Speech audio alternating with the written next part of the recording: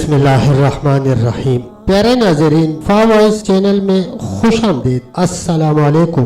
ہم آج کی اپنی ویڈیو میں سلطنت عثمانیہ کے سلطان مراد اول کے بارے میں بات کریں گے۔ سلطان مراد اول سلطنت عثمانیہ کا ایک بہادر، مجاہد، کریم اور دیندار فرمان روا تھا۔ نظم و ضبط کا بڑا پابند، نہایت عدل گستر، غریب پرور، رعایا کے ساتھ انصاف برتنے والا، صفا کا خیال رکھنے والا، غزوات کا شغف رکھنے والا، مساجد، مدارس اور پناہگاہوں کے قیام کا شوقین۔ اس کے حاشیہ نشینوں میں بہترین سپہ سالار، تجربہ کار جرنیل اور فوجی تھے۔ یہ تمام لوگ مجلس شورا کے رکن تھے اور سلطان ان کے تجربات سے پورا استفادہ کرتا تھا۔ انہوں نے بیک وقت ایشیائی کوچک اور یورپ میں اپنی سلطنت کی سرحدوں کو وسیع کرنے کے اقدامات کیے تھے۔ یورپ میں عثمانی سپہ بیزنطی سلطنت کے محروسہ علاقوں پر حملہ آور ہوئی اور 662 ہجری کو ایڈریانو پل پر قبضہ کر لیا۔ بلکان میں اس شہر کو بڑی اہمیت حاصل تھی۔ یہ قسطنطنیہ کے بعد بیزنطی شہنشاہیت کا دوسرا بڑا شہر تھا۔ 768 ہجری میں مراد نے اسے عثمانی سلطنت کا دارالحکومت بنا لیا۔ اس کے ساتھ ہی اس عظیم سلطنت کا دارالحکومت ایشیا سے یورپ میں منتقل ہو گیا اور ایڈریانوپل کا شہر ایک اسلامی دارالسلطنت بن گیا۔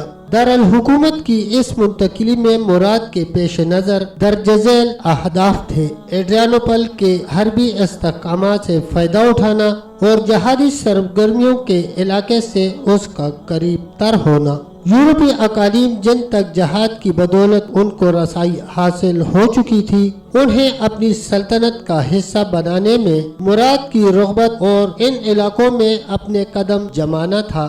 مراد نے سلطنت کی ترقی اور استحکام کے تمام ذرائع اور فرمان روائی کے تمام اصولوں کو اس دارالسلطنت میں یکجا کر دیا اور اس میں ملازمین، سپہ، قانوندان، علماء دین، ہر قسم کے لوگوں کی مجلسیں اور تنظیمیں تشکیل دے دی۔ عدالت قائم کی، شہری مدارس اور انکشاریہ کی تربیت کے لیے عسکری ادارے بنائے۔ ایڈریانوپل کی سیاسی، عسکری، انتظامی، ثقافتی اور دینی حیثیت برابر قائم رہی، حتیٰ کہ 857 ہجری میں عثمانیوں نے قسطنطنیہ کو فتح کیا اور ایڈریانوپل سے دارالحکومت منتقل ہو کر قسطنطنیہ چلا گیا۔ مراد کی جہادی اور دعوتی تحریکیں جاری رہی اور وہ یورپ کی اقالیم کو یک کے بعد دیگر فتح کرتا چلا گیا، حتیٰ کہ اس کا لشکر مقدونیہ کو فتح کرنے کی غرض سے چل پڑا۔ اس کی کامیابیوں کی شہرت دور دور تک پھیل چکی تھی، اس کے بڑھتے ہوئے قدموں کو روکنے کے لیے یورپی بلکانی صلیبی معاہدہ ہوا اور پوپ اور پنجم نے اس معاہدے کی تحسین کی اور سربیوں، بلغاریوں، ہنگریوں اور اقالیم ایشیا کے باشیوں کو بھی اس معاہدہ میں شرکت کی ترغیب دی گئی۔ اس معاہدہ میں شریک تمام ملکوں نے ایک بہت ہی بڑا لشکر تیار کیا جس کی تعداد 60,000 افراد پر مشتمل تھی۔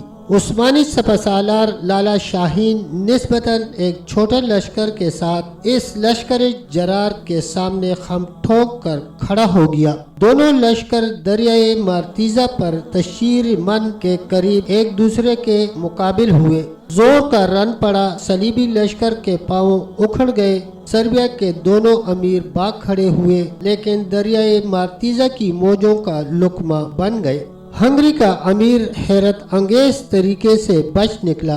اس اثنا میں سلطان مراد ایشیائی کوچک میں برسر پیکار تھا، جہاں اس نے متعدد شہروں کو فتح کر لیا تھا۔ پھر وہ اپنی سلطنت کے مرکز کو واپس ہوا تاکہ مفتوحہ اقالیم اور شہروں کا نظم و نسق بہتر بنائے، جیسا کہ وہ اکثر کیا کرتا تھا۔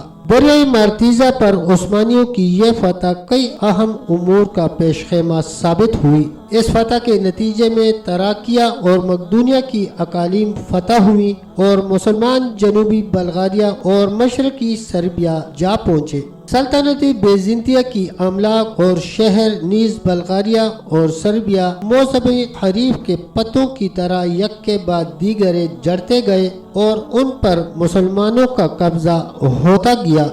प्यारे दोस्तों, अगर आपने अभी तक हमारे चैनल फॉलोअर्स को सब्सक्राइब नहीं किया तो बराए मेहरबानी चैनल को सब्सक्राइब करके बेल आइकन के बटन पर प्रेस कर दें ताकि हमारी हर नई आने वाली वीडियो आप तक बर वक्त पहुंच सके। तब तक के लिए अल्लाह हाफिज, अल्लाह निगहबान।